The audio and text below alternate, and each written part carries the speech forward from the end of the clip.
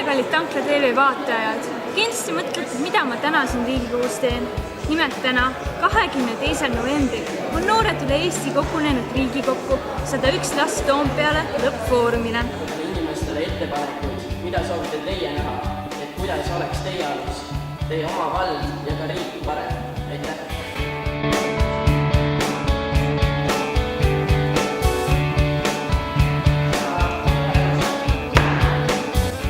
101 last Toompeale on siis selline üritus, kus noored võtavad Riigikogu üle 1 päevaks.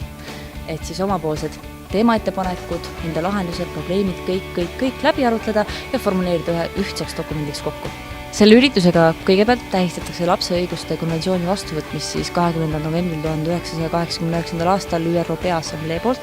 Ja seda üritust on, sellega me tähistame siis selle dokumendi vastuvõtmist, aga nüüdseks on see üritus hakanud kandma juba noorte häält. Seda üritust on vaja, et noortel oleks võimalik oma arvamust avaldada, oma seisukohad välja öelda ja pakkuda endapoolseid lahendusi kitsaskohtade jaoks. Mis on teie arvates selle päeva parim hetk? Arvatavasti selle dokumendi muutmine, et sellega läks küll aega, aga lõpuks saime tahetud asja kätte. Miks te üldse osalesite täna sellel üritusel?